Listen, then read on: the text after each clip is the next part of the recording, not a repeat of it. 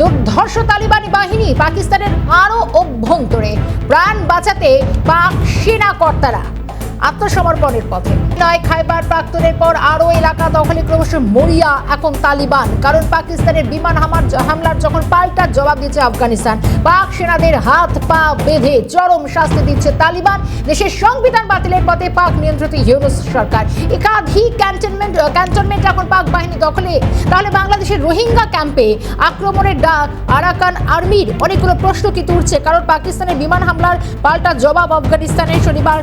শুধু তাই নয়, দেখা গিয়েছিল গত কয়েকদিন আগে যে পাকিস্তান যেভাবে হামলা চালানোর ঘটনা ঘটে এবং এরপর থেকে অন্তত আরও আফগানিস্তানের তালিবানি সরকারের তরফ থেকে রীতিমতো কড়া হুঁশিয়ারি আগেই দেওয়া হয়েছিল এবং সেই অনুযায়ী কিন্তু ক্রমশ পাকিস্তানকে পাল্টা প্রত্যাঘাত এবং আরও তালিবান তারা অপ্রতিরোধ হয়ে উঠছে। খাইবার পাখতুয়ার পর আরও ক্রমশ অপ্রতিরোধ, প্রাণ বাঁচাতে পাক সেনা কর্তারা এখন আত্মসমর্পণের পথে। সঙ্গে সরাসরি নিউজ রুম থেকে রয়েছেন আমাদের চিফ রিপোর্টার সত্যজিৎ মুখোপাধ্যায়। সত্যজিৎ, এবার সরাসরি দেখা যাচ্ছে যে রীতিমতো তালিবানরা আরও অনেক বেশি অপ্রতিরোধ, কিন্তু শুরুটা করেছিল কিন্তু 24শে ডিসেম্বর রাতেই, যেখানে পাক বাহিনী তারা হামলা চালায় এবং প্রচুর মানুষের মৃত্যু পর্যন্ত হয়েছে। বা তালিবানের তরফ থেকে অন্তত তারা থেমে না থেকে তারাও এখন অপ্রতিরোধ, একেবারে পাকিস্তানকে পাল্টা মার। কি করবে তারা? দেখো, দুটো বিষয় খুব পরিষ্কার। একটা বিষয় হলো যে আফগানিস্তান তারা একটা ব্যাপকভাবে তারা ক্রুদ্ধ হয়েছে পাকিস্তানের বিরুদ্ধে বা প্রতি, এবং তাদের কাছে যে আত্মবিশ্বাসটা আছে যে বিশ্বের দুটো সুপার পাওয়ারকে তারা পরাজিত করতে পেরেছে, এক রাশিয়া, দুই আমেরিকা। এবং এই আত্মবিশ্বাস নিয়ে যেদিন পাকিস্তান এয়ার স্ট্রাইক করলো খোস্ত প্রভিন্সে বা খোস্ত প্রদেশে এবং 46 জন মারা গেলেন, তাদের মধ্যে নারী এবং শিশুরা ছিলেন, সেই সময় নির্দিষ্টভাবে তালিবানের তরফে ঘোষণা করা হয়েছিল তারা আক্রমণে যাবেন, কথা রেখেছেন। আমরা নির্দিষ্টভাবে সেদিনই দেখিয়েছিলাম যে তালিবান কিভাবে খাইবার পাখতুনখোয়ার দখল কার্যত নিয়ে নিয়েছে, সেখানকার যে টিটিপি আছে টিটিপি বিদ্রোহীদের হাতে নিয়ে। এবং তারা নির্দিষ্টভাবে বলছে, এই মুহূর্তে বলছে যে জানতে পারছি যে ডুরাল লাইনটা পাকিস্তান মানছে, যেটাকে হাইপোথেটিক্যাল লাইন বলা হয় বা বলা হয় একটা অনুমানমূলক একটা বর্ডার লাইন, তাকে এই মুহূর্তে তালিবান মানছেই না। তালিবানের পরিষ্কার বক্তব্য যে এই লাইনটিকে তারা মানবে না।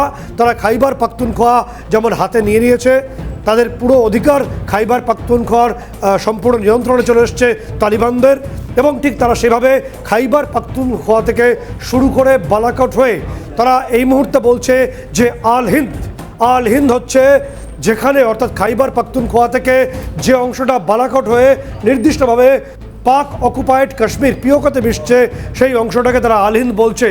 এবং আল হিন্দের অর্থ হচ্ছে যে মুহূর্তে তারা খাইবার পাখতুনখোয়া থেকে বালাকোট হয়ে আল হিন্দ অবধি চলে আসবে, এই অংশটা নিজস্ব অংশ বলেই দাবি করছে এবং অংশটা পাকিস্তানের হাতছাড়া হতে চলেছে সম্ভবত আন্তর্জাতিক স্তরে, সেটাই অনুমান।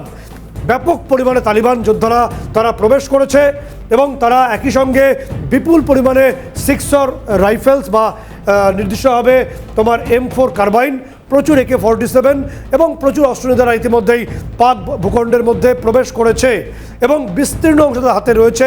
একই সঙ্গে আমরা দেখেছি যে খাইবার পাখতুনখোয়া, আমরা স্ক্রিনে দেখাবো, খাইবার পাখতুনখোয়াতে তারা একে একে পাকিস্তানের যে আর্মি অফিসার তাদেরকে হাত তুলে আত্মসমর্পণ করাতে বাধ্য করছে।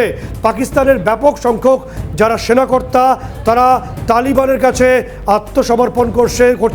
সেই ছবি স্ক্রিনে দর্শকদের জন্য।